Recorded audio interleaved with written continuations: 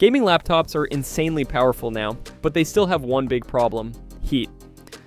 And once your CPU starts flirting with the high 90s, you get louder fans, inconsistent performance, and in some cases straight up thermal throttling. I'm Ethan from the Honest Gadget, and today we're testing something that's meant to fix this problem: the KLIM Turbofrost Max. It has a sealed foam design to push airflow into your laptop's intake vents, an LCD screen to see fan speed and lighting settings, physical controls, 360-degree RGB, and even a USB hub on the back. KLIM is well known in the laptop cooling space and is one of the de facto leaders in the area. They offer 11 coolers on their website, so I'm super excited to test their most expensive cooler. Before we start, I just wanted to say a quick disclosure. This is a sponsored review from KLIM Technologies. However, all opinions are my own, and I will be providing an objective review of this product to help you choose if it's right for you. Let's get into the unboxing. Inside the box, you get the cooler itself. It has two foam seals that you can see here. You can remove both or just the center one if you want, depending on your laptop size. There's an AC/DC adapter. And in this plastic sleeve, you get a couple of things. There's a manual, a spare filter, and a USB-C to USB-A cable. In this cardboard sleeve here, you also get extra stickers and warranty cards. Lastly, there are two front stoppers to hold your laptop, and I'll show you how they work a little later. Alright, let's take a closer look at all the features. My first impression is that this is a serious product meant for serious cooling. The design is bold and clearly built around airflow. The one center fan is huge and much larger than what you'd see on a typical cheaper cooling pad. The body is ABS plastic, but the big center fan area is topped with a sturdier aluminum plate, which immediately feels more durable than the cheaper all-plastic pads you usually see, and those also tend to use much smaller fans. All of that size and hardware adds up to a noticeably hefty unit at around 3.5 pounds, so it feels more like a desktop-grade accessory than a lightweight travel pad. This foam seal around the top is designed to create a tighter duct between the cooler and your laptop's underside, so instead of air spilling out everywhere, more of it is forced directly into your laptop's intake area. The outside foam padding is magnetic, so it snaps neatly into place instead of sliding around. There is also an extra foam piece meant to help fit smaller laptops. Essentially, you can narrow down the opening and get a better seal depending on your laptop size. It can support any laptop that ranges from 14 inches to 17.3 inches. You control everything from this front panel, and your current settings show up on the LCD screen right here. You've got the power button and another two buttons to increase and decrease speed, plus the RGB controls. For the fan speed, you can cycle from 600 RPM all the way up to 3000 RPM. Here's what the different speeds sound like, and I'll put the decibel readings on the screen.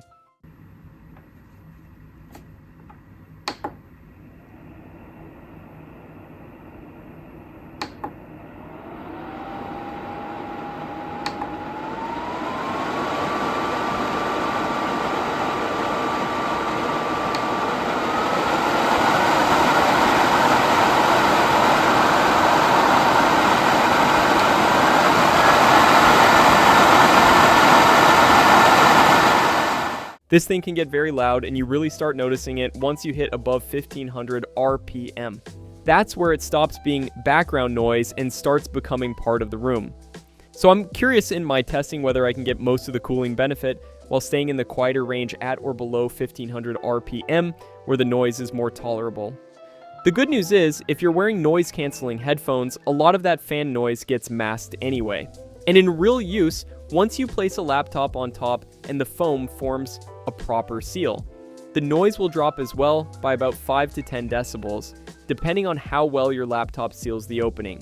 Over on the right, you've got two RGB buttons, one to cycle through lighting modes, and the other to change the color, giving you a total of 64 combinations to play with. So if you've got a themed gaming setup, it's pretty easy to match the vibe and make the cooler look like it actually belongs on your desk instead of looking like a random add-on. And a really nice touch here is the 360-degree RGB ring that wraps all the way around the cooler. It looks clean and crisp. Even better, it remembers your lighting settings after you power it off, so you're not reconfiguring it every time you turn it on. Flipping this beast over, you can see there is a filter already installed behind a panel.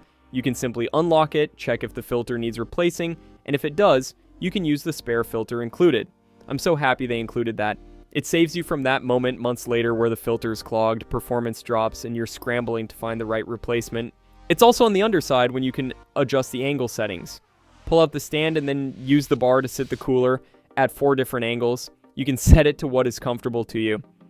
I also find that using it at an angle increases airflow, and you're likely to get better cooling results when there is more space between the base of your laptop and your desk. And if you do go for a steeper angle, that's where the included stoppers come in. They slot into the front of the cooler, and they've got padding on the contact points so you're not scratching up your laptop. Basically, they're there to stop the laptop slowly creeping forward when you're using a high tilt. One detail I noticed is the serrated edges on the stoppers. That's clearly there to help them bite into the slots and stay put. And it also lets you fine-tune the position so it suits different laptop depths. The only potential downside is long-term wear. If you're constantly taking them in and out, I could see those serrations gradually chewing up the plastic slots over time.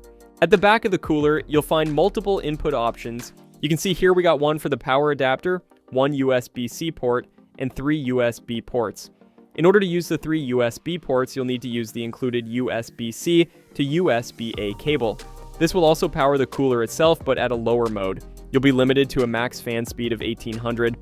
Interestingly, this fan speed isn't available when using the power adapter, suggesting KLIM set the 1800 RPM cap to match the safe power limits of a USB-A connection, which is a thoughtful touch from an engineering standpoint. With everything hooked up, you'll essentially be getting an additional 2 USB ports for any peripherals. For example, here you can see I'm charging my AirPods. It's just a really nice touch to have those extra ports. Alright, let's run some quick tests on my laptop. I'm just using my work laptop with integrated graphics, so the CPU temperature you're about to see is also doing double duty. It's basically reflecting the CPU and the iGPU load together. For this test, I kept things simple and measured temperatures at idle, just to see how much the cooler can pull temps down without any variables from gaming. I'm using OCCT to monitor temps, and I'm focusing on the CPU package temperature. That's the rightmost reading in my layout. With the cooler off, my CPU package was averaging around the high 70s with a minimum of 64 degrees Celsius. The moment I turned the cooler on at 600 RPM, it dropped noticeably. Minimum went down to about 56 degrees, and the average settled in the mid-70s. At 1000 RPM, it didn't really improve much beyond that, basically the same ballpark. But once I set the speed to 1500, that's where it started making a real difference. The average dropped to around 70 degrees, with the minimum sitting near 52. From there, every step up was a steady improvement. Around 67 degrees average at 2000 and about 64 at 2500. At a max speed of 3000 RPM, it was averaging roughly 62, with the minimum dipping to about 44 degrees Celsius. That's an impressive 20% average temperature drop from not using the fan at all to maxing the fan out. These numbers are also running averages, so standalone results would probably make an even bigger difference. The sweet spot for me is around 1500 RPM. At that setting, the noise is still very livable, it doesn't take over the room, but you're already seeing a meaningful cooling gain, roughly a 10% drop in average temperatures. I also checked a few other reviewer tests, and my results line up with the same overall pattern. Depending on your laptop's intake layout, how well that foam seal fits the underside, and how high you run the fan, you can typically expect somewhere around a 10 to 20% temperature reduction.